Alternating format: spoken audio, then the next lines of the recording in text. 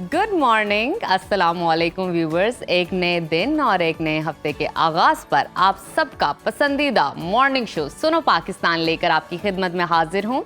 मैं हूँ नजफ राजा और मेरे साथ मौजूद हैं उज़ैर मलिक। और आज के शो में भी हमेशा की तरह आपके लिए हम लाए हैं इंफॉर्मेशन, टैलेंट, हेल्थ टिप्स और एंटरटेनमेंट की भरमार। सबसे पहले हम आपको देंगे वेदर अपडेट्स और उसके बाद आपको बताएंगे कि एक माह में वजन किस तरह से कम किया जा सकता है। बात करेंगे मुल्क भर में मौजूद अपने नुमाइंदों से और जानेंगे कि मुल्क भर में महंगाई की सूरत हाल क्या है। नजर डालेंगे सियासी मंजरनामे पर और खबरें शामिल करेंगे खेल के मैदान से। इसके अलावा आपको बताएंगे सियासतदानों और खिलाड़ियों की किस्मत का हाल। और प्रोग्राम के आखिर पर बात होगी रूह की हकीकत की और इससे मुताल्लिक मुख्तलिफ नजरियात पर। सब कुछ आप देख पाएंगे हमारे आज के सुनो पाकिस्तान में। शर्त सिर्फ एक है और वो ये कि आपने प्रोग्राम के आखिर तक हमारा साथ देना है और किसी भी सेगमेंट को आपने मिस नहीं करना, हरगिज भी। और इसके अलावा हमारे social media accounts Facebook, YouTube, Insta को फॉलो कीजिए, सब्सक्राइब कीजिए, वहाँ पे कमेंट कीजिए, लाइक कीजिए। आपका फीडबैक हमारे लिए बहुत खास है। हमें मालूम होता है क्या आपको अच्छा लगा और क्या आप मजीद देखना चाहते हैं। तो फिर प्रोग्राम में हम सबसे पहले जान लेते हैं मुल्क भर में मौसम की सूरत हाल, जो कि हमेशा की तरह में बताएंगी नजर। तो इंतजार किस बात का, आइए चलते हैं।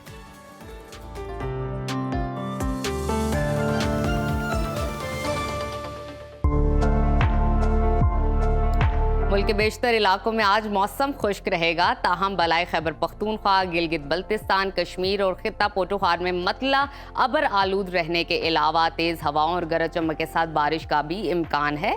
और इसके अलावा मुल्क के मुख्तलिफ शहरों में स्मोग ने भी डेरे डाल रखे हैं।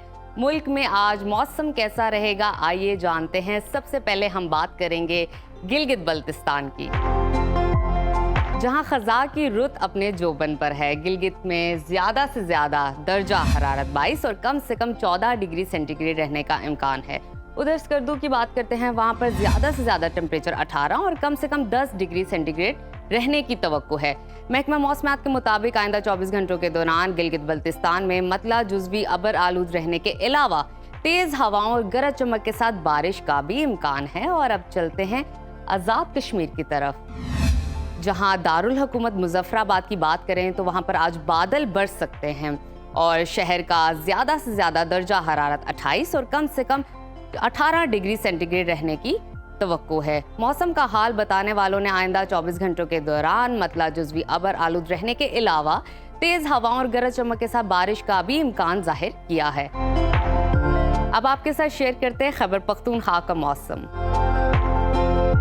जहां आज बेशतर बालाई अजला में मतला अबर आलूद रहने के अलावा चित्राल, दीर, सवात, कोहिस्तान, शांगला, बुनेर, मालाकंड, बाजोर, मानसहरा, एबटाबाद में तेज़ हवाओं और गरज चमक के साथ बारिश का इम्कान है। और दर्जा हरारत की बात करें, पेशावर में ज़्यादा से ज़्यादा 30 और कम से कम 19 डिग्री सेंटीग्रेड रहने की तवक्को है।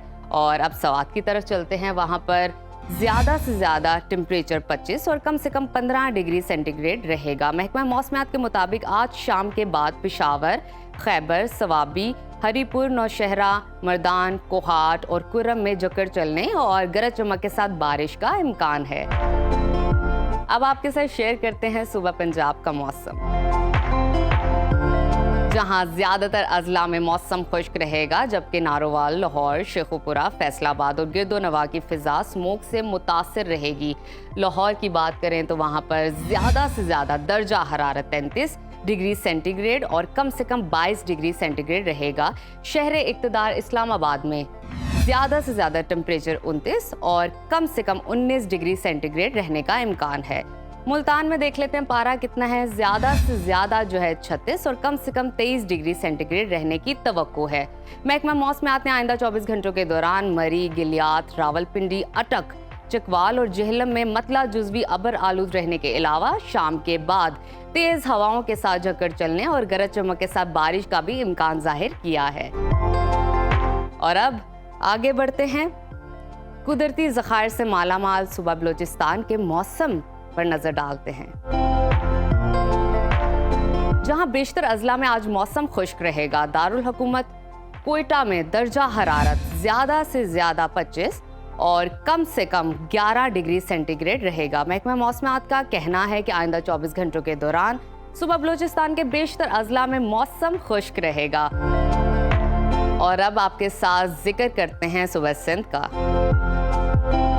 जहां दिन भर मौसम गर्म और खुश्क रहने का इम्कान है। मुल्क के माशी हब की बात करते हैं, यानी कि कराची की। वहां पर कम से कम टेम्परेचर 25 और ज़्यादा से ज़्यादा 37 डिग्री रहने की तवक्को है।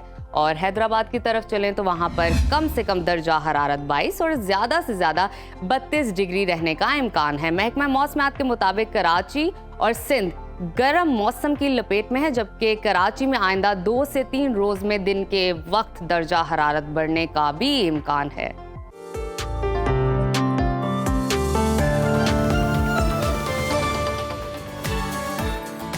तो नाजरीन, आपने जाना मौसम का हाल, और अब आप जैसे कि जानते हैं कि शादियों का सीज़न है और हर कोई इस सीज़न के अंदर फिट रहना चाहता है, तंदुरुस्त दिखना चाहता है, खूबसूरत नजर आना चाहता है। तो आज हम आपके लिए नजब वही नहीं जिनकी शादी हो रही है, बल्कि जिन्होंने अटेंड करनी है वो भी बहुत ज्यादा बिल्कुल, वो भी चाहते हैं कि हम भी बहुत खूबसूरत और फिट नजर आए, यंग नजर आए। उन्होंने खर्चा किया होता है, कोई मलबूसात उन्होंने तैयार करवाए होते हैं। आजकल तो वैसे भी डिजाइनर से कम तो बात ही नहीं होती। No doubt. तो इसीलिए हम आपके लिए लेकर आए 30 डेज चैलेंज, जिसके अंदर आप रह सकते हैं फिट, यंग, खूबसूरत नजर आ सकते हैं। और वजन अगर आपका बड़ा हो किसी भी वजह से तो वो भी कम हो जाएगा। तो आपको बताते हैं इस वक्त हमारे साथ स्टूडियो में मौजूद है माहिर ग़िज़ाइयत आयशा सदीका। वेलकम टू सुनो पाकिस्तान। कैसी हैं? अल्हम्दुलिल्लाह मैं ठीक हूँ। क्या लेकर आई हैं आज आप हमारे लिए टिप्स एंड ट्रिक्स? और वो भी 30 डेज पे। 30 डेज में बिल्कुल ऐसे 30 डेज़ का चैलेंज हम लोग इसलिए कह रहे हैं क्योंकि 30 डेज़ के अंदर आपकी बॉडी जो है वो मोस्टली रिस्पॉन्ड करना स्टार्ट कर देती है।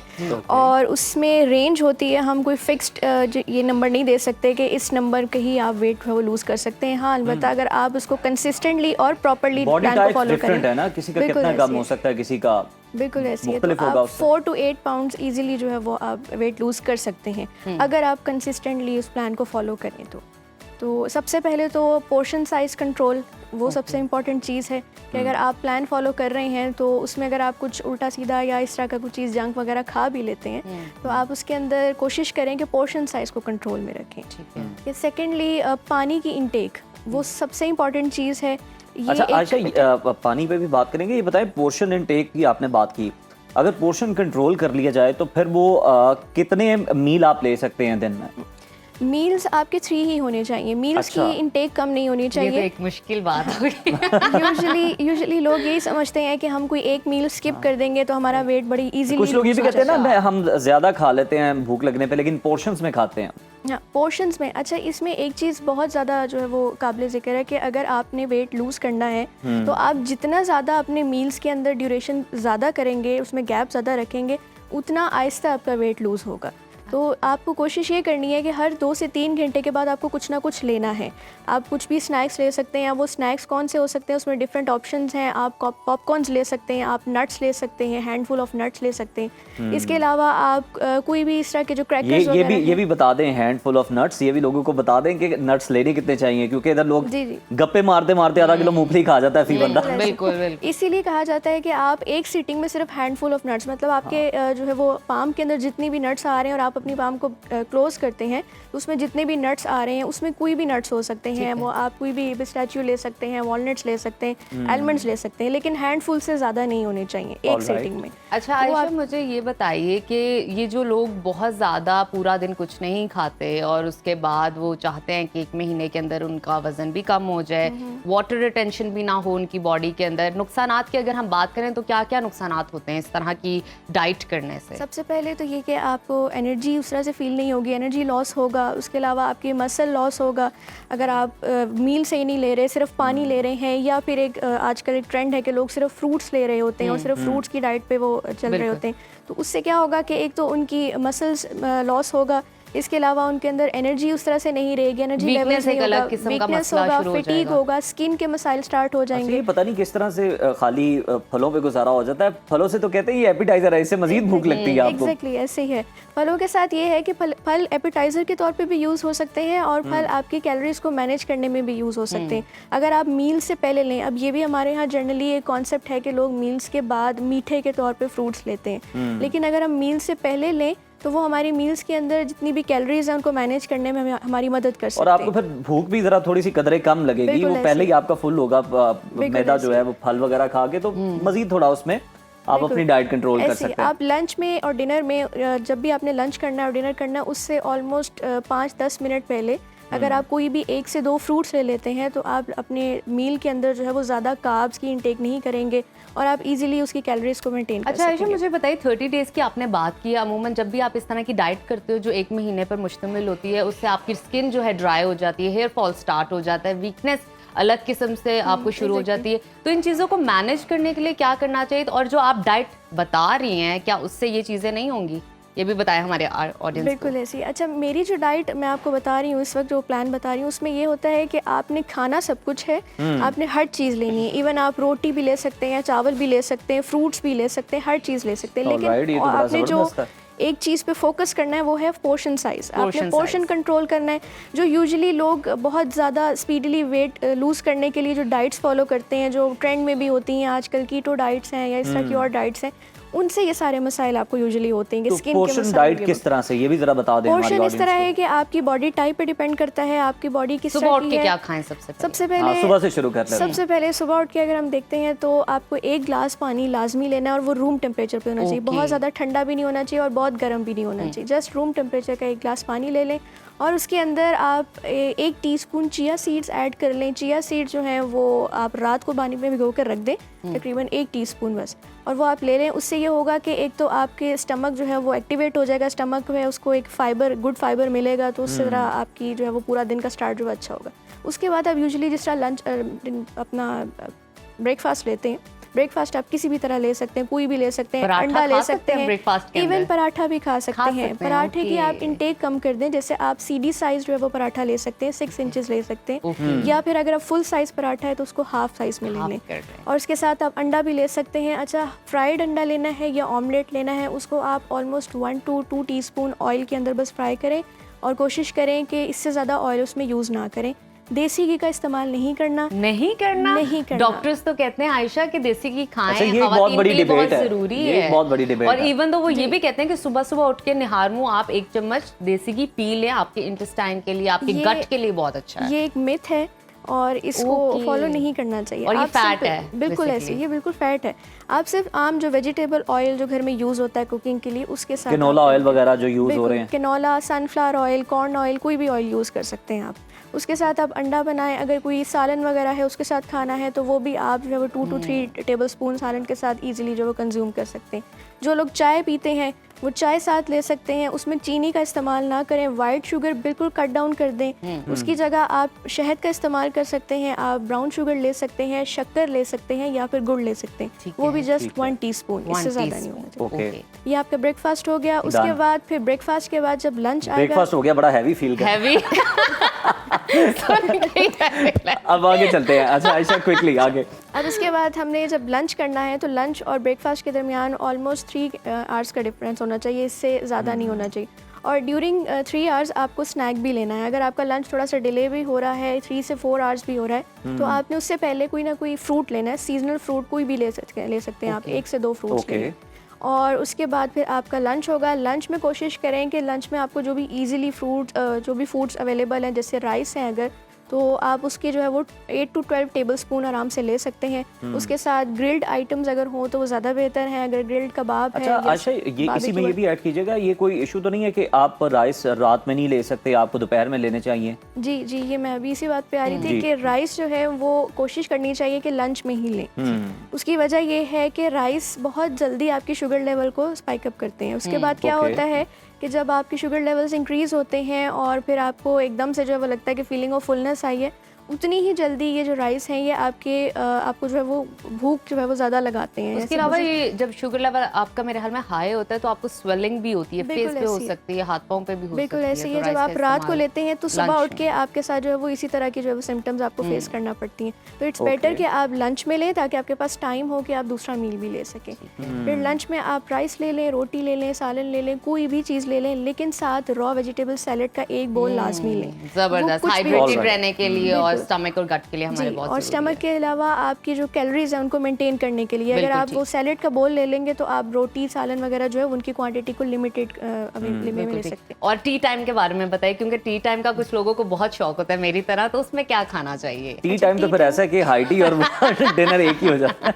अच्छा, टी टाइम में ऐसा है कि टी टाइम में आप चाय ले रहे हैं, उसके साथ अगर आपने कोई स्नैक वगैरह लेना है, जैसे लोगों को समोसे पकौड़े और इस तरह की चीज़ों का भी शौक होता है, तो कोशिश करें कि उसको एयर फ्रायर में बना के 1 से 2 जो है वो आप चीज़ें ले सकते हैं। या फिर अगर कोई आपने बिस्किट्स वगैरह लेने हैं तो बिस्किट्स भी आप कोशिश करें, या कुकीज़ वगैरह हैं तो वो 1 से 2 लें, बस इससे ज़्यादा ना लें।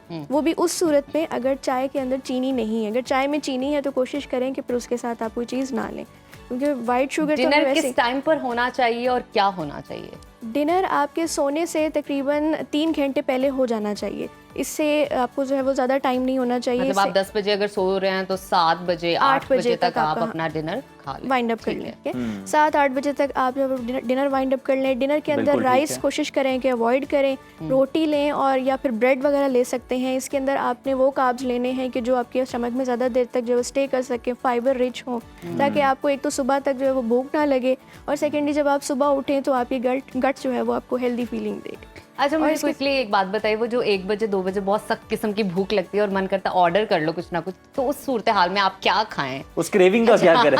उस क्रेविंग का ये तरीका है कि अपने स्लीप पैटर्न्स को सही करें, क्योंकि ये जब आपके स्लीप मतलब आप पैटर्न सोएं तो आप सुबह उठें, रात में मत उठें। अपने स्लीप पैटर्न्स को बेहतर करें। यानी अगर आप 10 बजे सो रहे हैं तो आपको तकरीबन जो है वो 6 से 7 घंटे की स्लीप जो है वो कॉन्स्टेंटली लेनी है। बिल्कुल ठीक। तो इस दौरान जाहिर है जब आप ये भी आयशा आपने सोओगे, बड़ी अच्छी बात की कि आपको डिनर जो है ना वो अच्छा थोड़ा सा कर लेना चाहिए, क्योंकि लोग हम देखते हैं कि वो कहते हैं कि हम डिनर स्किप कर देते हैं क्योंकि हमने लेटना होता है, तो फिर हमने क्या करना है डिनर का। अच्छा, स्लीप पैटर्न को बेहतर करने का एक तरीका ये भी है, अगर आपको ये लगता है कि आपको नींद नहीं आ रही सही से, तो उसका एक तरीका ये है कि रात को सोने से पहले हाफ ग्लास या फिर 1 ग्लास पूरा नीम गर्म दूध लें और उसमें 1 चम्मच हल्दी, और इसके अलावा आप उसके अंदर जो है वो 1 इलायची, जो ग्रीन इलायची है, वो डालकर उसे थोड़ा सा पकाएं और वो लेकर सोएं, तो आप देखेंगे कि आपको बड़ी अच्छी नींद आएगी और प्रॉपर आप जो है वो नींद क्या ले बात सकेंगे है। और बड़ी हेल्दी वे में। बहुत शुक्रिया जबरदस्त, आयशा, जबरदस्त। आपने 30 डेज का जो हमें Thank you, प्लान आयशा। बनाया है हम भी फॉलो करेंगे, और पूरी कोशिश है हमारे जो व्यूअर्स हैं, देखने वाले हैं, वो भी इस फिटनेस चैलेंज को देखें, फॉलो करेंगे। 30 डेज का फिटनेस चैलेंज भी बता दिया और साथ ही ये भी बता दिया कि आप अच्छी नींद किस तरह से ले सकते हैं,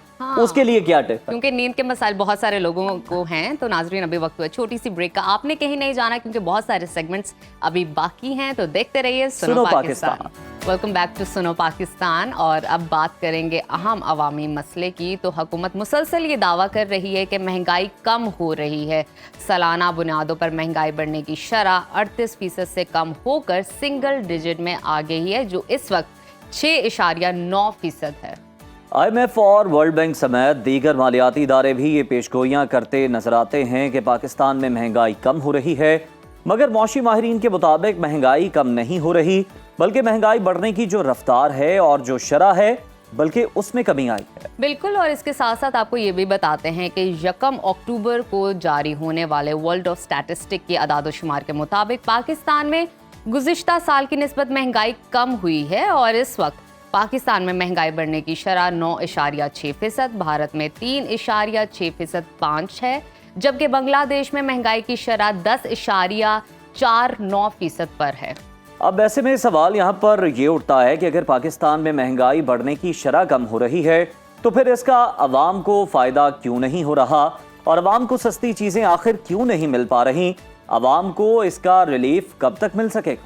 इस वक्त मुख्तलिफ शहरों में महंगाई की सूरत हाल क्या है, और क्या वाकई खाने पीने की जो चीज़ें हैं उनमें वो सस्ती हुई हैं, उसकी हकीकत क्या है, इसी पर बात करने के लिए हमारे साथ हमारे नुमाइंदगान मौजूद हैं। लाहौर से हैं मोहम्मद लुकमान और कराची से हैं नाजिश अयाज।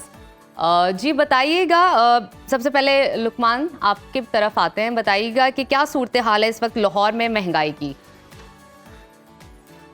यकीनन जो FBS या फेडरल ब्यूरो ऑफ स्टैटिस्टिक्स ने जो दादो-शुमार दिए हैं उसके मुताबिक तो काफ़ी कमी आई है, और हर तरफ दूध की नहरें बह रही है, लेकिन ऐसा जो ग्राउंड पे नहीं है। सिर्फ चिकन ऐसा एक चीज़ है जिसकी एक हफ्ते में कीमत 40 रुपए किलो तक कमी आई, जिसमें जो 595 रुपए किलो थी चिकन, पिछले जो गोश्त था पिछले हफ्ते तक, और इस आज जो उसकी कीमत है वो 555 है। लेकिन बहुत सारी चीज़ें जैसे आलू है उसकी कीमत मुसलसल बढ़ रही है। जैसे 90 रुपये किलो सरकारी रेट है आलू का, लेकिन बाजार में 120 रुपये बिक रहा है। इस घी की कीमत में पिछले एक हफ्ते में 40 से 50 रुपये फी किलो इजाफा हो चुका है। वही घी जो दर्जा दोम का जो 390 रुपये में मिल रहा था वो 440-450 रुपये में फी किलो कीमत पहुंच चुकी है। लेकिन आटे को हुकूमत जो है वो स्टेबल कर सकी है। जो आटे की कीमत जो थी थैले की वो 1730 थी, अभी भी 1730 पे आटा मिल रहा है। चीनी की कीमत जो थोड़ी सी कम हुई है वो उसकी वजह यह है कि क्रशिंग सीजन करीब आ रहा है। इसका जो चीनी की होलसेल में कीमत है वो 130 रुपये है, लेकिन अगर आप बाजार में जाएं तो वो 150 या 155 से कम नहीं मिल रहा। गोया कि कीमतें कम अगर हुई भी हैं तो आपको ऑन ग्राउंड नज़र नहीं आ रही। जो दुकानदार है या दीगर जो माफिया हैं उसका फ़ायदा उठा रहे हैं, और एक आम आदमी को अगर दादोशुमार में चीज़ सस्ती अगर हुई भी है तो ग्राउंड में वो सस्ती नहीं हुई। यही वजह है कि आवाम का कहना है कि सिर्फ दादोशुमार पेश करने से कीमतें कम नहीं। लुकमान, आप हमारे साथ ही रहिएगा, आपसे मजीद भी बात करते हैं। नाजिश से जान लेते हैं। नाजिश, बताइएगा, लाहौर में तो जो दावे किए जा रहे हैं हकीकत उसके बिल्कुल बरक्स है। कराची में सूरत हाल कुछ मुख्तलिफ है? जी बिल्कुल, कराची में भी सूरत हाल बिल्कुल मुख्तलिफ नहीं है।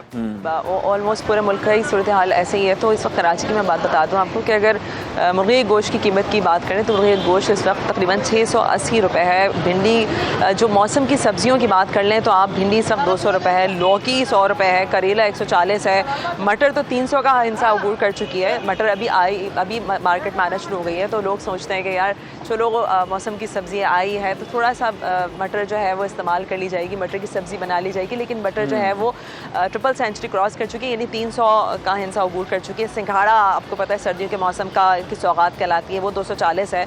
प्याज और आलू भी इंसान की पहुंच से अब जो एक आम आदमी है उसकी पहुंच से दूर होते नज़र आ रहे हैं। प्याज 160 रुपये है, और आलू जो है वो जो फीका आलू है वो 60 है, और जो लाल आलू है वो 100। नाजिश, देखें, ये जो आप सब्जियों के रेट बता रही हैं ना, ये तो आम आदमी ने सब्जी खानी होती है, इसके रेट इतने ज़्यादा हैं तो फिर मैं सोच रहा हूँ अगर आप मटन और बीफ के बताना शुरू करेंगी तो फिर क्या होगा?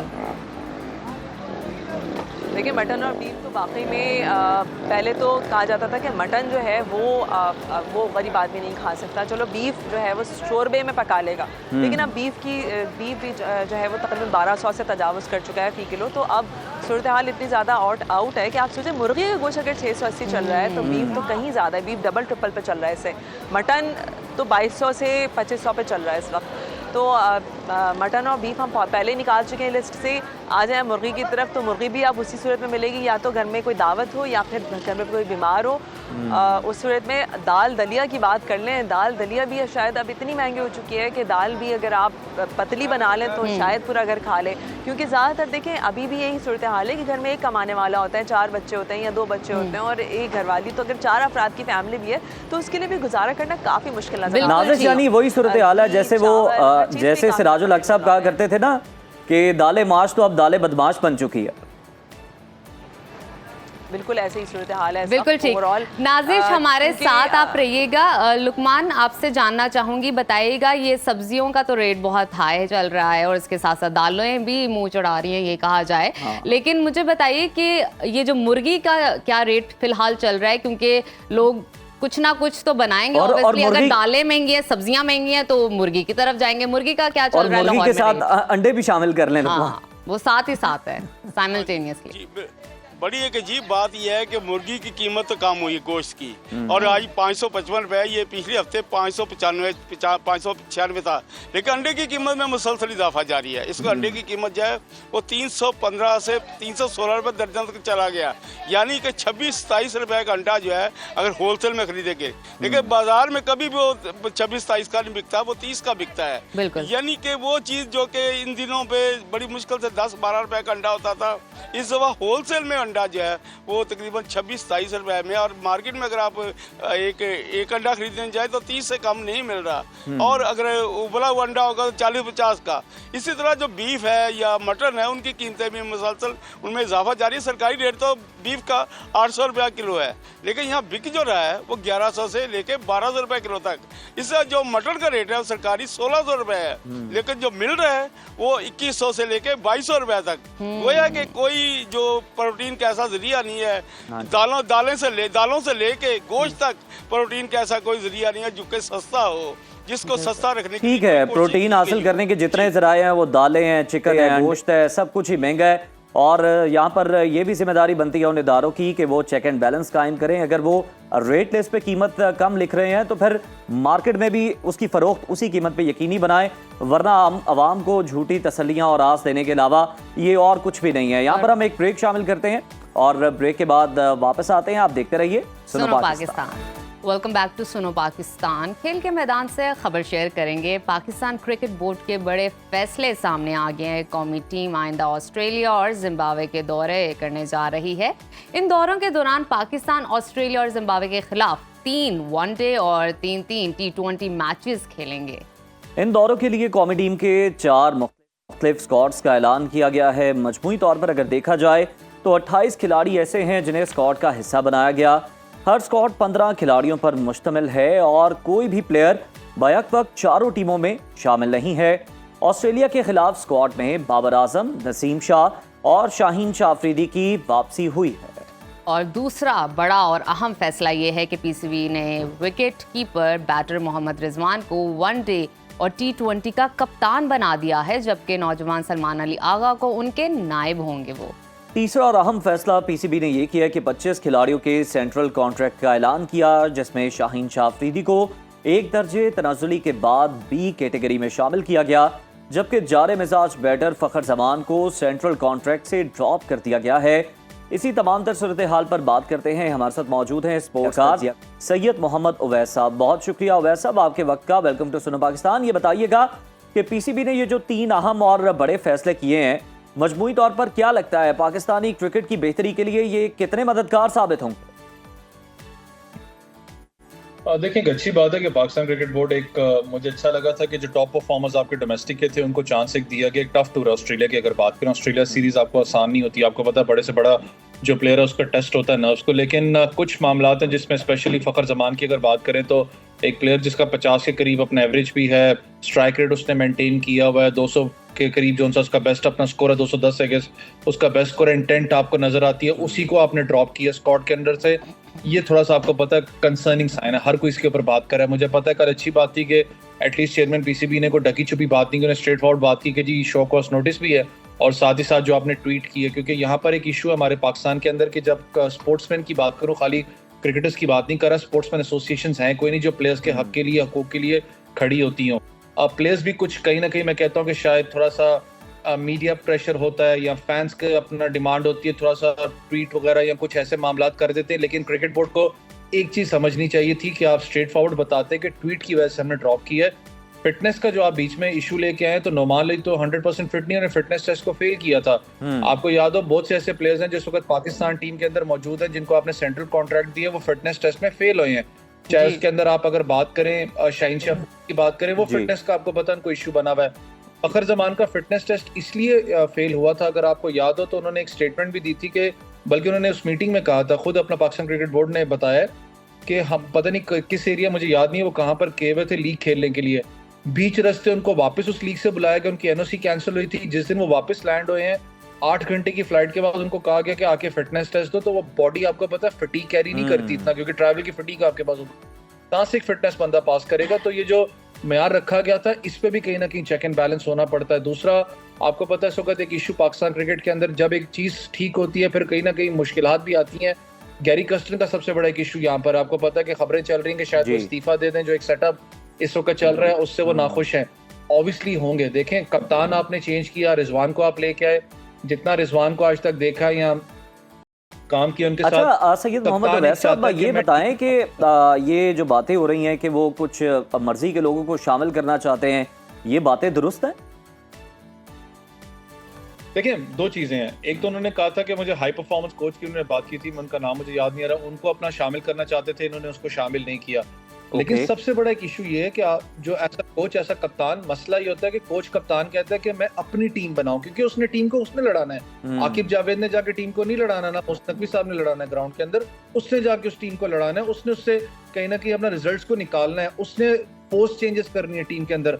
अगर आके कोच से ही आप वो चीज ले लो, कप्तान से ही वो चीज ले लो, तो मुझे बताया ना फिर कोच और कप्तान का फायदा क्या है। आज अभी जब इंग्लैंड की सीरीज आपकी हुई है, आखिरी टेस्ट मैच बेशक हम लोग जीते हैं, मुझे पता है, मैं कोई ये उनको डिसहार्ट नहीं कर रहे हैं, क्रिटिसाइज नहीं कर, आकिब भाई ने बहुत अच्छा काम किया, उन पे बहुत से लोग बात करें कि आकिब जावेद, लेकिन मुझे एक बात बताएं कि अगर आखिरी टेस्ट मैच के अंदर अगर वो 2-250 कर जाते और चौथी इनिंग्स में आपकी बैटिंग होती है, आपकी बैटिंग का मुझे पता है कि आपकी बैटिंग चौथी इनिंग्स में हमेशा अंडर प्रेशर रहती है, फ्लॉप होती है। अगर वो आप टेस्ट मैच हारते तो आप सबसे पहले किसको पकड़ते? मैं होता, आप होता, कोई भी होता, वो कहता जी कोच क्या कर रहा था, कप्तान वहां पर क्या कर रहा था, आप आकिब की तरफ ना जाते। ये चीजें आपको देखनी पड़ेंगी कि आपको एम्पावर करना पड़ता है किसी भी प्लेयर को। फिर दूसरा सबसे बड़ा एक इशू हमारे ये होता है कि आपने क्या कप्तानों को क्लियर किया है कि आप लोग चैंपियंस ट्रॉफी तक कप्तान हो, आपको बैकअप करना है, प्लेयर्स को क्या बताया गया, यही कप्तान है, इसकी डिसीजन पे हमने चलना है। डिसीजन, फिर मैं वही कह रहा हूँ कि वही बात आ जाती है, कप्तान डिसीजन लेता है, उसके बारे में यही पॉलिसी है, वैसे चले तो चांद तक नहीं तो शाम तक। अच्छा वैसे इस हवाले से हमें बताइएगा, मोहम्मद रिजवान को वनडे और T20 का कप्तान जबकि सलमान अली आगा को नायब कप्तान मुकर्रर किया गया है। क्या समझते हैं मोहम्मद रिजवान बतौर कप्तान पीसीबी और अवाम की उम्मीदों पर पूरा उतर पाएंगे? क्या लगता है आपको? देखें, टाइम लगता है किसी भी कप्तान को। जब आप एक पाकिस्तान टीम देती है, मैंने कहा ना कि सबसे बड़ा एक इशू ये है कि आपने कप्तानी उस वक्त उनको दी है जिस वक्त आप ऑस्ट्रेलिया सीरीज खेलने जा रहे हो। ऑस्ट्रेलिया के अंदर आपको पता है बड़े से बड़ा प्लेयर जो सा वो टेस्ट होता है, खासकर कप्तान आपका जो सा टेस्ट होता है। पाकिस्तान की कप्तानी करना कोई आसान चीज नहीं है, क्योंकि उसने मीडिया प्रेशर, फैन प्रेशर, हर चीज को देखना है। साइकोलॉजिकली बड़ा आपको एक स्ट्रॉन्ग कैंडिडेट होना पड़ता है। लीग की कप्तानी डिफरेंट चीज है, कप्तान पाकिस्तान करना वो एक डिफरेंट चीज है। उनके अंदर जर्म्स हैं, आपको नजर आता है ग्राउंड के अंदर बहुत ज्यादा बात भी करते हैं। शान मसूद से भी टेस्ट क्रिकेट के अंदर वो बात कर रहे थे जब वो टेस्ट मैच हम खेल रहे थे, तो अच्छी चीज है कि एंगेज रखते हैं। आगा सलमान की बात करें तो आगा सलमान ने हालिया अरसे के अंदर बहुत जबरदस्त परफॉर्मेंसेस दिखाई हैं, चाहे वो बैट से करें, चाहे वो बॉल से बात आप करें, क्योंकि कुछ खबरें ये आ रही थी कि गैरी कर्स्टन खुद भी चाहते हैं कि कप्तान उनको बनाया जाए। किसी जो प्लेयर होगा, आगा सलमान का तब नाम आ रहा था कि with a bat with a ball वो आपको परफॉर्म करके दे सके, और डार्क हॉर्स का एक रोल प्ले आपको पता है आगा सलमान ने हमेशा किया। वो डिफेंस की बात करें, चाहे एग्रेसिव स्ट्रोक की आपको बात करें, लेकिन फिर मैं वही कहूंगा, इनके पास कोई जादू की छड़ी नहीं है कि एक मिनट में आके पाकिस्तान का सेटअप सारा चेंज करेंगे। आपको टाइम देना पड़ेगा, कितना बैकअप दिया जाता है। मैं फिर वही अल्फाज यूज कर रहा हूँ कि कितना इनको ज्यादा इख्तियारात दिए जाते हैं कोच को और कप्तान को। अच्छा वैसे जिस तरह से पहले हम बात कर रहे थे कप्तान की, खास तौर पर शान मसूद की, कि वो फिर जो ग्राउंड में है ना बंदा, उसको आप फैसला लेने दें, उसको टीम बनाने दें, क्योंकि उसने चलाना है। शान मसूद के साथ जो रमीज राजा की गैर संजीदा गुफ्तगू हुई, उस पर भरपूर बहस जारी अभी भी। पीसीबी ने भी ब्रॉडकास्टर्स को खत लिखकर रमीज राजा के रवैये पर तहफ़्फ़ुज़ात का इजहार किया है। आपके नज़दीक ये गुफ्तगू क्या मुनासिब है?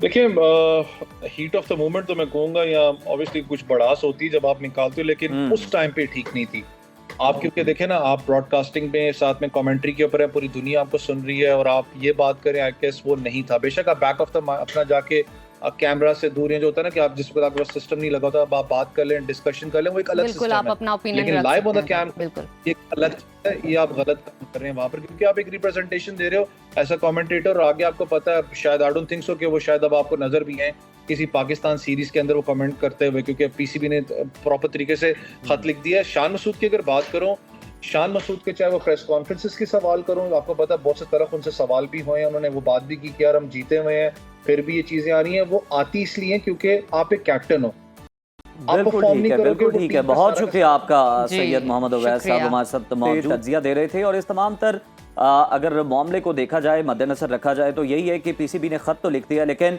ब्रॉडकास्टर्स चूंकि पीसीबी के अंडर नहीं है, वो आज़ाद हैं, और जो रमीज राजा हैं वो उनके पैनल पे हैं, तो फिर पीसीबी कोई उस तरह से उनके खिलाफ कार्रवाई नहीं कर सकता। लेकिन पीसीबी ने अच्छा स्टेप लिया कि उन्होंने खत लिख दिया। अब देखना ये इस पर क्या कार्रवाई होती है। बिल्कुल। और नाजरीन, अभी वक्त हुआ छोटी सी ब्रेक का, कहीं मत जाइए, देखते रहिए सुनो पाकिस्तान। वेलकम टू सुनो पाकिस्तान। तो नाजरीन, मुस्तकबिल का हाल तो अल्लाह ताला की ज़ात जानती है, मगर दुनिया में कुछ ऐसे अलूम मौजूद हैं जिनके बायस ये अंदाज़ा लगाया जा सकता है और इम्कान जाहिर किया जा सकता है कि मुस्तकबिल में क्या होने वाला है। इस वक्त मुल्की हालात भी कुछ ऐसे ही नज़र आ रहे हैं कि हर पाकिस्तानी जानना चाहता है कि आइंदा दिनों में सियासी सूरत हाल क्या होने वाली है। आखिर ये गैर यकीनी के बादल कब छटेंगे, हमारी मईशत कब ठीक होगी, आलमी मंजरनामा क्या रुख इख्तियार करेगा, महंगाई के मारे अवाम की जिंदगी का पहिया किस रफ्तार से घूमेगा, और किस सियासतदान के सितारे हैं गर्दिश में और किसके लिए पैदा होंगी आसानियाँ। इसी हवाले से पेशगोइयाँ जानने के लिए आज हमने मुल्क के मारूफ माहिर इल्म नजूम और पामिस MA शहजाद खान साहब को दावत दी है। वेलकम टू सुनो पाकिस्तान। बिस्मिल्लाह। शहजाद खान साहब, सबसे पहले तो ये बताइएगा कि पाकिस्तान की हम बात करते हैं, पिछले कई बरसों से पाकिस्तान के लिए हम देख रहे हैं कि मुश्किलात हैं। आखिर ये मुश्किलात ख़त्म कब होंगी? क्योंकि जो लीडर्स हैं, जो सियासी रहनुमा, वो तो कहते हैं बस 2-4 साल बाद ख़त्म हो जाए। बिस्मिल्लाहिर्रहमानिर्रहीम। इन्नल्लाह यामुरु बिल अदली वल एहसान। बेशक अल्लाह हुक्म देता है इंसाफ करने का और एहसान करने का। अच्छा सवाल है। अभी तो जनाब हमारे honourable chief justice of Pakistan हालिया रिटायर्ड हुए हैं, काजी फायद ईसा साहब, और यात्रा पे चले गए मेरे ख्याल से। और जो भी आ जाएंगे वापस, और जो भी बड़ी सुपर क्लास सीट पे बैठते हैं तो अवाम को तो देखते भी नहीं है कि उनका रद्द अमल क्या है। उन्हें पता सब कुछ होता है, जैसे फैसल वाडा का पता था, जैसे मुस्तफ़ा कमाल का पता था, आ जाएं क्या कह दिया। तो अब बात यह है कि अब अवाम ने पूछना था कि आपने क्या कर दिया, तो वो यात्रा पे चले गए। अब बात यह है कि इस तरह लोग जब बड़ी बड़ी कुर्सियों पे बैठते हैं, अगर अच्छा काम हो जाए तो यात्रा पे नहीं, अवाम की खुशनुदी के लिए हाँ साहब, ये बताइएगा कि सितारे किस तरह से कुर्सियां छीन भी लेते हैं और कुर्सियों पे बिठा भी देते हैं। फिर सितारे क्या बताएंगे तेरी किस्मत का हाल, ये तो खुद भिखारी हैं जो चक्कर लगाए फिरते हैं। बात यह है कि 20 अक्टूबर को जो था मंगल कर्क राशि में गया और 20 अक्टूबर को ही वेस्ट से मरकरी राइस हुई। ठीक है, मरकरी वेस्ट से। मैंने पहले ही कह दिया था कि अब बुशरा रियाज भट्टो सहबा की आमद है, और उसके बाद जो है वो इमरान खान साहब की जो बहनें वो भी आ जाएंगी। बिल्कुल। अब लोग कहते हैं ये डील है, ये ढील है। इससे पहले तो मैं कह रहा हूँ 6 महीने से पहले कि 20 अक्टूबर के बाद सब कुछ हल होगा। तो ना डील है ना ढील है, ये सितारों की अच्छा, बात। फैसल वाबडा ने तो अभी पेश गोई की थी, आप तो फिर बड़ी पहले की बात कर रहे हैं कि ये इन्हीं डेटों में होना था। ये जी आज से 6 महीने खान साहब का भी फिर बता दें। हाँ, इतना इंतजार क्यों? फैसल वाबडा से जरूर सुनना हमने। अली अमीन गंडापुर 1/12 के खाने के मालिक, डबल ए के मालिक हैं, 2 मरीक के मालिक। आसिफ अली जरदारी 2 मंगल के मालिक, डबल ए। उमर अता बंदियाल जो चले गए, डबल ए, वो क्या कहते हैं, 2 मरीक के मालिक। उसके बाद इमरान अहमद खान साहब जो 2 मंगल के मालिक। इस वक्त जो chief justice of Pakistan, honourable chief justice of Pakistan Yahya Afridi sahab also double Mars के मालिक हैं। यही लेके आएंगे। और फजल रहमान साहब जो हैं उनका अच्छा, जो ये बताइए आपने 2 जून खान साहब को मुश्तरी राइज हुआ है, वो भी लेके आएंगे। खान साहब, अभी आपने चीफ जस्टिस की बात की है, तो बताइए कि उनको किन किन चैलेंजेस का सामना करना पड़ सकता है, क्या सितारे कहते हैं? ब्लंडर हो गया हुकूमत से। वो उन्होंने जो उनकी अपनी सियासत थी, जो मुल्क के पाकिस्तान में या पार्लियामेंट में एक गंदी सियासत चल रही है, जिससे 1947 से लेकर आज तक हमारा मुल्क जो है डेवलपिंग से डेवलप नहीं हुआ। उन्होंने उस गंदी सियासत हमारी क्या कहते हैं जुडिशरी में, मैं खुद ऑफिसर ऑफ द कोर्ट हूँ, मैं भी एडवोकेट हूँ, उन्होंने डाल दी। वो सोचते थे ये तस्बीह का दाना टूट जाएगा, ये तस्बीह टूट जाएगी। उन्होंने कोशिश की, तस्बीह टूटी, नो डाउट। जनाब honourable senior justice Mansoor Ali sahab चले गए उम्रे पे फैमिली के साथ। अब बात यह है कि वो तो मीम के मालिक है। MA को कोई नहीं समझता, मैं खुद MA बैठा हूँ। M सूरज है, A मरीख है। MA तो आपको पता भी है। आसिम मुनीर साहब chief of army staff, AM है ना, AM करो या MA करो, AM है आसिम मुनीर। अब जो DGIS आए हैं वो भी मलिक आसिम है, MA है। और भाई बब्बर शेरो टल जाओ, वो है मंसूर अली शाह, MA है। उसके नीचे क्या कहते हैं मुनीब अख्तर साहब है, MA है। जे सोनिया बब्बर शेरा ਇਹਨਾਂ ਨੂੰ ਨਾ ਲੈ ਕੇ ਆਂਦੇ ਤੇ ਤੁਹਾਡੀ ਪਾਰਲੀਮੈਂਟ ਵੀ ਗੋਲ ਹੋ ਜਾਣੀ ਸੀ, ਤੇ ਜੁਡੀਸ਼ਰੀ ਦਾ ਜਿਹੜਾ ਇਤਬਾਰ ਹੈ, ਜਿਹੜੀ ਆਵਾਮ ਕਰਦੀ, ਜਿਹੜੇ ਸਿੱਧੇ ਚੁੱਕਦੀ ਹੈ, ਉਹ ਵੀ ਨਾ ਕਰਦੀ। इसीलिए प्रैक्टिस एंड प्रोसीजर कमेटी में इनको बिठाया गया, इनको लाया गया। अब मसला फंस गया है, गले की हड्डी बन गई है, ये आईनी तरमीम। चले उम्मीद करते हैं मसला जो है ना हल हो जाए। खान साहब ये हमें बता दें, आप तो जो है ना वो बातें दूसरी कर रहे हैं, मैं आपसे ये जानना चाहता हूँ, हम बात करना चाहता हूँ, हम बातें कर रहे हैं आप, लेकिन मैं आपको प्रॉब्लम नहीं आएगी। बिलावल साहब का मैं आपसे जानना चाह रहा हूँ कि वो प्रॉब्लम नहीं है कि बात मुकम्मल होने दें। कल मैं ये कह रहा हूँ, कल बिलावल साहब लाहौर में थे, मुलाकातें भी की, पोलो मैच भी देखा उन्होंने, और साफियों ने पूछा ये जनाब 27वीं तरमीम, तो उन्होंने कहा आप मेरे से घोड़ों के मुतालिक पूछें कितने खूबसूरत हैं, कौन तेज भागा। 27वीं तरमीम के लिए भी, आईनी तरमीम के लिए बड़े मुतहरिक, इनका मुस्तकबिल क्या है? इस साल का बादशाह मंगल, जिसको हम मार्स कहते हैं, मार्स का डिजिट 9 है। इस साल का मंत्री प्लेनेट जो है वो शनि है, उसका डिजिट 8 है। 8 फरवरी को इलेक्शन हुए, 9 फरवरी को मैंडेट चोरी हुए, 17 सितंबर को जनाब ऑनरेबल जो चले गए हैं काजी ईसा फायद साहब, 17 1 और 7 8 हुआ। इस दफा 26 को हल्फ उठाया जनाब honourable chief justice of Pakistan ने, याहिया अफरीदी जो 1/12 के खाने के मालिक 8 बना। 26वीं तरमीम 2 और 6 8, ये भी 8 है। 8 लड़ाई झगड़े का घर होता है, मैंने हमेशा बारहा बेशुमार चैनल्स पे कहा है। अच्छा, अब 26 के बाद आती है 27, 2 और 7 होता है 9, 9 बनता है मंगल, 9 मंगल का नंबर है, लड़ाई और झगड़े का है। अगर 26वीं तरमीम के बाद 27वीं तरमीम ना हुई तो हुकूमत का बोरिया बिस्तरा गोल। अब क्यों करनी है? कंफ्यूजन है। क्या कंफ्यूजन है? एक सबसे बड़ी कंफ्यूजन ये है कि 3 जस्टिस साहबान में से, मैंने कहा था, मेरी पेशन गोई है ये बेशुमार चैनल्स पे, मैंने कहा था ये 3 जस्टिस साहबान जो आ रहे हैं, जिसमें से एक को अपॉइंट करना है जनाब प्राइम मिनिस्टर की एडवाइस से, सुप्रीम कमांडर नोटिफाई करेंगे। अगर जस्टिस जो हैं याहिया अफरीदी साहब इनकार कर देते तो ऊपर के 2 लेने थे ना, ये तो फंस जाते फिर मुनीब अख्तर साहब के जाल में, फंस जाते मंसूर शाह के जाल में। अब तरमीम इस वजह से है, ये मैं एक बात साफ कर रहा हूं। अब क्या होगी कि अगर जो हम अपॉइंट करेंगे, हुकूमत जो अपॉइंट करेंगे, तो उसके ऊपर से नहीं नीचे से चूज किया जाएगा। अब नीचे से चूज कौन हो सकता था? जनाब अमीनुद्दीन खान साहब, जनाब मंदो खेल साहब, ये अपॉइंट हो सकते थे। एक तो तरमीम इस वजह से। दूसरी तरमीम जो है वो है क्या कहते हैं, ये फौजी ट्रायल्स जो है, फौजी अदालतें हैं, उस हवाले से जनाब बिल्कुल आर्मी कोर्ट्स बनेंगी और उसमें ये 9 मई वाले लोग नहीं होंगे, वो सिर्फ दहशतगर्दी वाले लोग होंगे जो मुल्क के लिए। चले ये तो जब बनेगी हम देखेंगे। ये 2 वजह कर रहे हैं, थोड़ा सा प्रिसाइजली कर लेते हैं ऑन द पॉइंट। 5 नवंबर को अमेरिकी सदारती इलेक्शन होने जा रहे हैं। आपको क्या लगता है कि अमेरिका का नया सदर कौन होगा, डोनाल्ड ट्रंप या कैमला हैरिस? अच्छा सवाल है। मैं तज्जियों पे ये बात नहीं करूंगा। जी मैं खुद चाहता हूँ ट्रंप आए, मेरी ख्वाहिश है। ये आप चाहते हैं? सितारे क्या कहते हैं? मैं जा रहा हूँ ट्रंप के पास। सितारे क्या कहते हैं? मैं जावा ते वेखा ते की हो रहा है सारी स्टेट्स का, मैं भी खान साहब ने कहीं ऐलान तो नहीं सुन लिया? कमला हारिस के स्टार भी डूबे हुए हैं। अच्छा, डोनाल्ड जे ट्रंप के भी डूबे हुए हैं। अब डोनाल्ड जो है वो है 12th हाउस का, उसमें लगा हुआ राहु, ठीक है। अब ये मैच बड़ा टफ है, टफ मैच है। जाहिर है हर मुल्क की, मैं हुकूमतों को नहीं मानता, स्टेट्स को मानता हूँ। जब स्टेट जो चाहे, जो माइंड बना ले, होता वही है। सही। तो अमेरिका की जो स्टेट ने चाहना है वो होना है। तो क्या चाहना है? मैं तो सीधी गाली आपने ओपिनियन बताया ना, आपने अपना ओपिनियन बताया। सितारे क्या कहते सियासी हैं? मैच की तो बात की, हम क्रिकेट की बात कर लेते हैं इसी से लिंक। ये बताएं कि मोहम्मद रिजवान को कप्तान बनाया गया है वनडे का, T20 का, क्या कारनामा सर अंजाम दे सकते हैं? बतौर खिलाड़ी तो अच्छा खेलते थे, और इसके अलावा बाबर आजम के सितारों के बारे में भी कुछ बताएं। 13 अक्टूबर को जो है तुला राशि में अगर हम देखें तो वो शुक्र चला गया।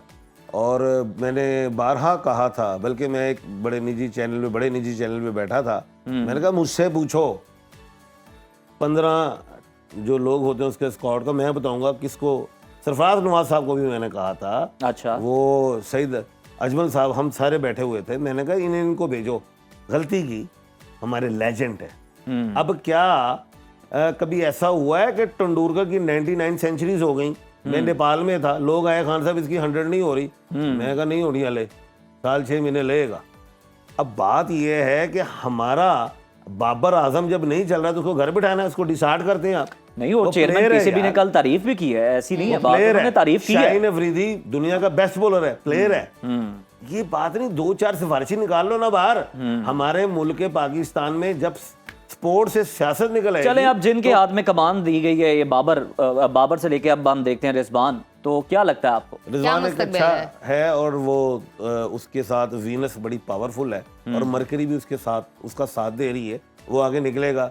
लेकिन एक मैं शाहीन शाह बतौर कप्तान भी मनवाएंगे मैं अपने आप शाहीन को? शाह की इतनी तारीफ नहीं करूंगा, कोई वो मेरी फुप्पी दा पुत्र नहीं गा। अच्छा, ते गल है कि जिहड़ी सोहनी गल है, सजी सीधी गल है, बाबर आजम को लेके आओ, ये मैं बता रहा हूँ आप। अच्छा, उन्हें ये लेके आना बताइए, जो इन्होंने मौजूदा टीम बनाई है, क्या आगे ये सीरीज में वेल परफॉर्म करेंगे? हमेशा क्या हर देख रहे हैं? पिच आपकी स्पिन नहीं होगी, कोई फास्ट पिच भी होगी, उधर शाहीन शाह को भी जरूरत होगी। ठीक। ये तो स्पिन पिच से आपने फायदा उठा लिया, पंखे लगा के ग्रास उड़ा ली, तो हमेशा ये चीज तो नहीं होगी। मैंने तो इंडिया में कहा था, इंडिया के, कि तुम्हारे ये जादू टोने नहीं चलने। बेसिकली तो ये हमारा जादू टोना ही है कि हमने हवा से ग्रास उड़ा दी। बात ये, हमें मैदान चाहिए, सही। मैदान चाहिए कि हमारा हर खिलाड़ी हर धूप और छांव में वो खड़ा रहे। जी, अपनी परफॉर्मेंस चाहिए, जुगाड़ नहीं चाहिए। जुगाड़ हर नहीं हर जगह जुगाड़ नहीं चलता, जुगाड़ नहीं और चाहिए। मुख्तलिफ जो है ना, मुझे खुशी है ममालिक मेरा उनकी मुल्क pitches और पाकिस्तान perform- जीता है, जी। मुझे ये खुशी है, लेकिन जुगाड़ है। हाँ, चलें, बहुत शुक्रिया शहजाद खान साहब, आपने वक्त दिया। तो नाजरीन, हम मजीद कुछ सेगमेंट्स अपने प्रोग्राम का हिस्सा बनाते हैं, और लेकिन इस ब्रेक के बाद आप कहीं मत जाइए, देखते रहिए सुनो Pakistan. Stay with us. Welcome to सुनो पाकिस्तान। प्रोग्राम में आगे बढ़ेंगे और बात करेंगे मुल्की हालात की। तो सुप्रीम कोर्ट में नया दौर शुरू हो गया है। चीफ जस्टिस जो है अफरीदी, याह्या अफरीदी, सुप्रीम कोर्ट के 30वें चीफ जस्टिस बन गए हैं। उन्होंने दबंग फैसले भी करना शुरू कर दिए हैं। दूसरी जानिब 27वीं तरमीम की तैयारियां शुरू हैं, बाज़गश सुनाई दे रही है। बिलावल भुट्टो जरदारी एक बार फिर खासे मुतहर्रिक दिखाई दे रहे हैं। गुज़श्ता रोज़ उन्होंने वज़ीर आज़म शहबाज शरीफ से मुलाकात की, और ज़राए के हवाले से ये खबरें आ रही हैं कि वज़ीर आज़म और बिलावल भुट्टो ने 27वीं तरमीम लाने पर अब इत्तेफाक कर लिया है, और इस हवाले से जो दीगर सियासी जमातें हैं उनको एतमाद में लेने का भी कल की मुलाकात में फैसला हुआ है। उधर पीटीआई ने मुल्क में जलसों का नया स्केड्यूल जारी कर दिया है। ताहम शेर अफजल मरवत ने पीटीआई के मुजाहिरों को गैर मुनज़्ज़म करार देते हुए कहा है कि तहरीक इंसाफ के पास एहतजाज के लिए कोई हिकमत अमली नहीं है। इसके साथ ही तहरीक इंसाफ में फॉरवर्ड ब्लॉक की खबरें भी गर्दिश कर रही हैं। चीफ जस्टिस की तैनाती के मामले पर भी तहरीक इंसाफ हमें मुनकसिम दिखाई दे रही है। एक जानिब हामिद खान ग्रुप है जिसने चीफ जस्टिस की तैनाती को तस्लीम करने से इनकार करते हुए कहा है कि वो सिर्फ सीनियर तरीन जज को ही चीफ जस्टिस तस्लीम करेंगे, मगर शौकत यूसुफ जई समेत कई रहनुमा ऐसे हैं जो नए चीफ जस्टिस की हिमायत करते हुए नजर आ रहे हैं। और इसी तमाम सूरत हाल पर बात करने के लिए इस वक्त हमारे साथ मौजूद हैं साबिक सूबाई वजीर और तहरीक इंसाफ के सीनियर रहनुमा शौकत यूसुफ जई साहब। वेलकम टू सुनो पाकिस्तान। बहुत शुक्रिया आपके वक्त का। शौकत साहब, सबसे पहले ये बताइएगा कि नए चीफ जस्टिस की तैनाती पर तहरीक इंसाफ की पार्टी पॉलिसी क्या है?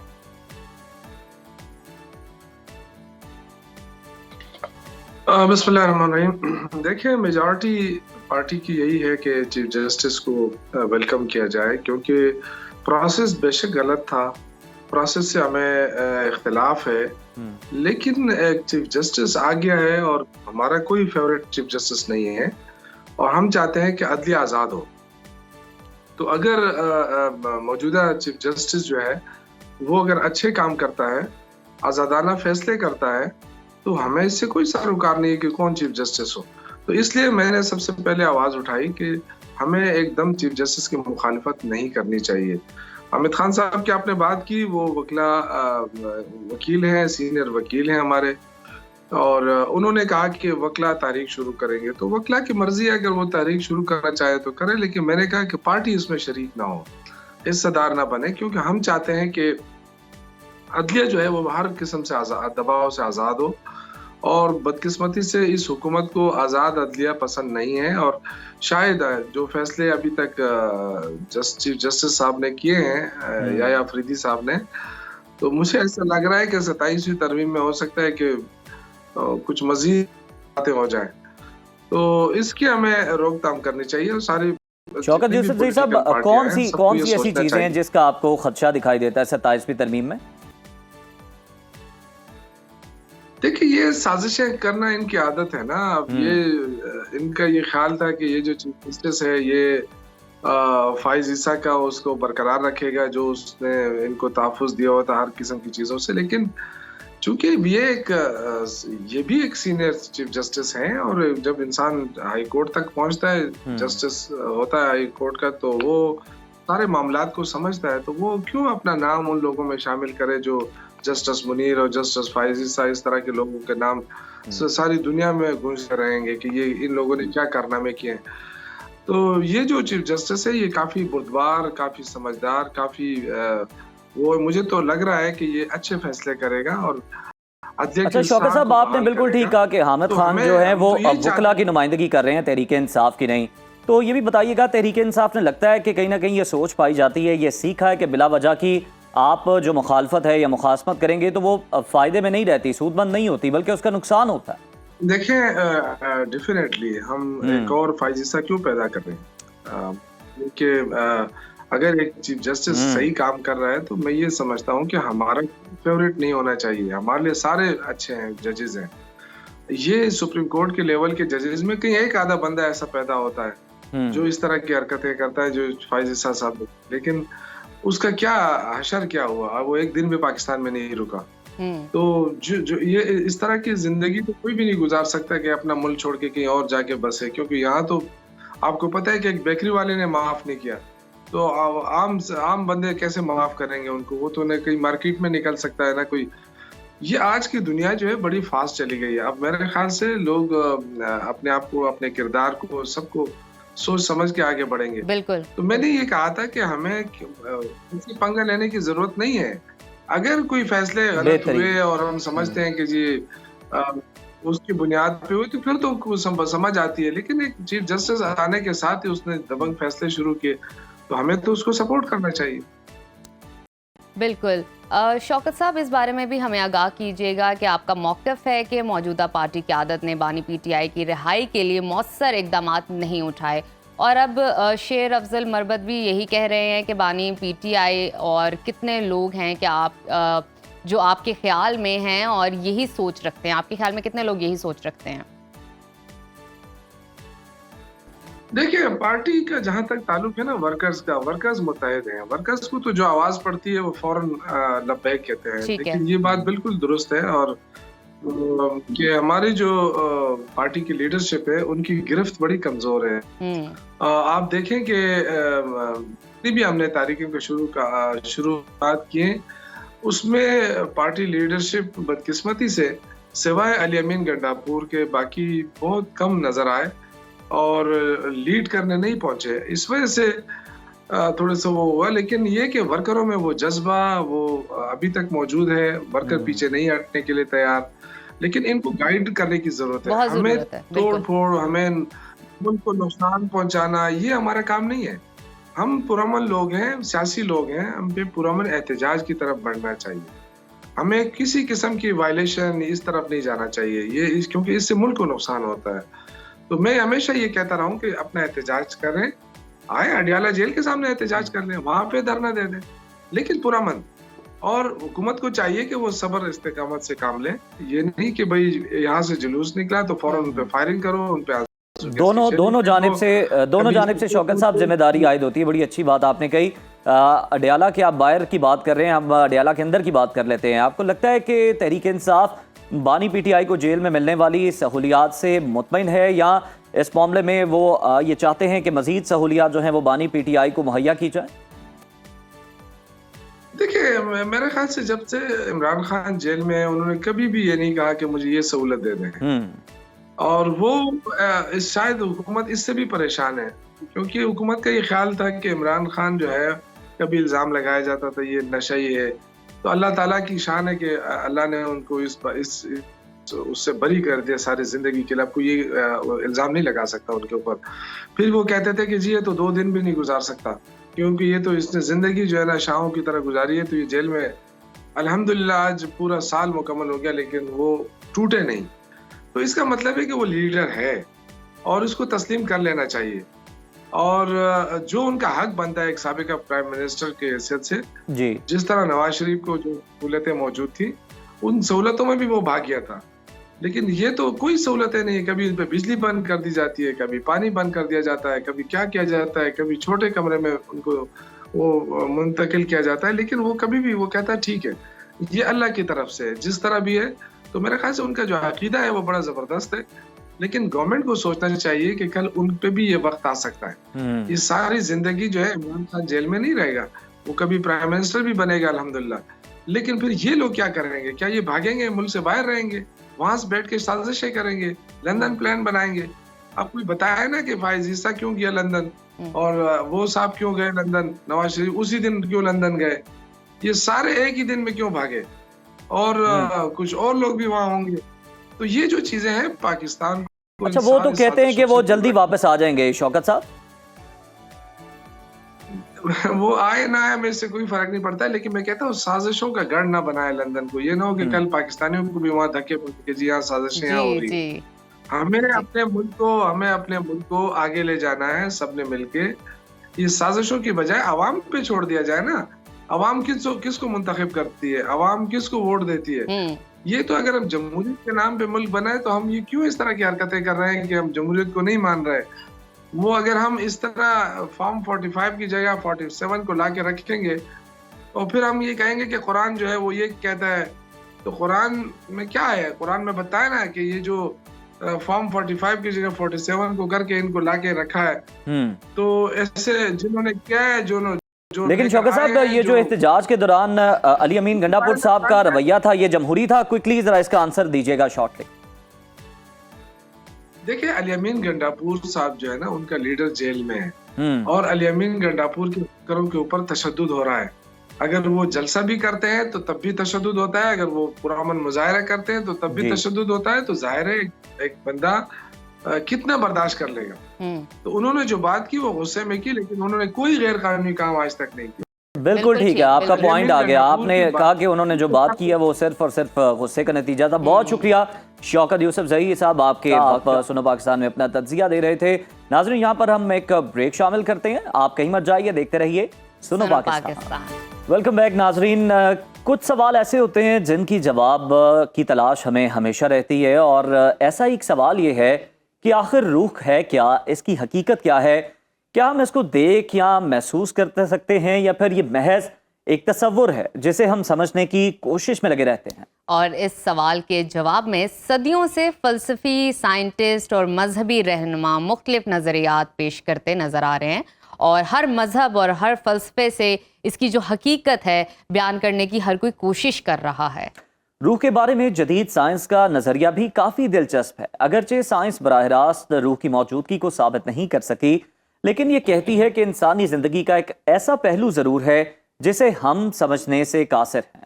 और आज हम इन्हीं सवालात का जवाब ढूंढने की कोशिश करेंगे और इस पर गुफ्तगू करेंगे। इस वक्त हमारे साथ स्टूडियो में मौजूद है मारूफ scholar Syed Haider Jafri sahab. Welcome to सुनो पाकिस्तान।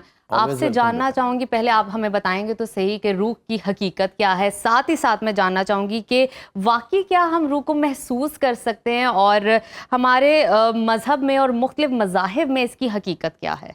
ओके बेटा, इसके ऊपर बात करते हैं, लेकिन पहला जो आपने जो सेकंड क्वेश्चन किया ना कि इसको हम महसूस कर सकते हैं, तो बेटा अक्ल भी इंसान के पास होती है, उसके किरदार से, उसके डीड से उसको महसूस किया जाता है।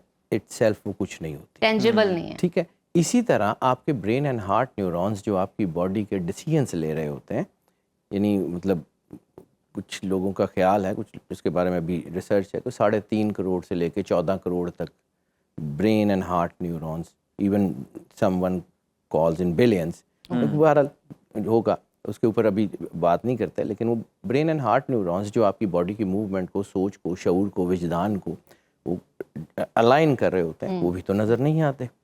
अब रह की बात रूह की, तो रूह की कीमत ये है, 2 जगह अल्लाह ने इसकी कीमत बड़ी वाज़ेह दिखाई है। एक वो कि आदम अलैहिस्सलाम का बुत मौजूद है, आदम अलैहिस्सलाम की तख्लीक में रूह नहीं डाली गई, और सरवर अंबिया सल्लल्लाहु अलैहि वसल्लम का एक फरमान है कि मैं उस वक़्त भी नबी था जब आदम मिट्टी और पानी के दरमियान थे। अब जो ये रूह का सीक्वेंस है, तो सजदा अशरफुल मखलूक़ात इंसान को, आदम अलैहिस्सलाम को कब हुआ? उस वक़्त जब अल्लाह ने कहा फ़नफ़ख़्तु फ़ीही रूही, कि मैंने जब अपनी रूह ही मेरी रूह, अब अमर इलाही हो वो क्या है मुझे नहीं पता, लेकिन ये कि जब अल्लाह ने कहा कि फ़नफ़ख़्तु फ़ीही रूही, तो आदम अलैहिस्सलाम को सजदा करवाया गया। इसका मतलब है कि रूह है। दूसरी बात, हम रूह से अपनी ज़िंदगी में बहुत जगह करते हैं, मतलब मैं सिर्फ आपको 2-3 चीज़ें बताता हूँ। 4 तरह की रूह है, 4 तरह की रूह है। रूह है जमादी जो पत्थरों में है, रूह है नबाती जो दरख्तों में है, रूह हैवानी जो इंसानों में है, और रूह इंसानी जो है वो रूह इंसानी जो इंसानों के अंदर है। अब इंसान जो है वो अशरफुल मखलूक़ात क्यों है कि अल्लाह ने दुनिया की जो चीज़ें थी वो इंसान में रख दी। रूह से जाने से पहले हमें एक चीज़ देखनी पड़ेगी कि रूह आती किस में है? इंसान में। तो इंसान की क्रिएशन, एम्ब्रियोलॉजी, या जो कुरान पाक में अल्लाह ने इंसान के पैदा होने का अमल बताया है, जो पूरी दुनिया में इस वक्त रिसर्च सारी साबित है, उसके ऊपर बात करने की इतनी लंबी ज़रूरत नहीं है। इंसान बनना जब शुरू करता है, जब खून जमता है, तो उसमें वो रूह आ जाती है जो जमादात में है, पहाड़ों में। सरवर अंबिया सल्लल्लाहु अलैहि वसल्लम बादशाह कौनैन ने फरमाया, ओहद को मुझसे बहुत मोहब्बत है और मैं ओहद से बहुत प्यार करता हूँ। इसकी रूह का मजहर आपने उस वक्त देखा जब सरवर अंबिया सल्लल्लाहु अलैहि वसल्लम के दंदान मुबारक शहीद हुए और ओहद पे जलजला आ गया, ओहद ने अपनी जगह छोड़ दी। तो सरवर अंबिया ने अपना वो जो खून वाला हाथ था वो ओहद पे रखा और उसे कहा कि ठहर जा, तो वो ठहर गया।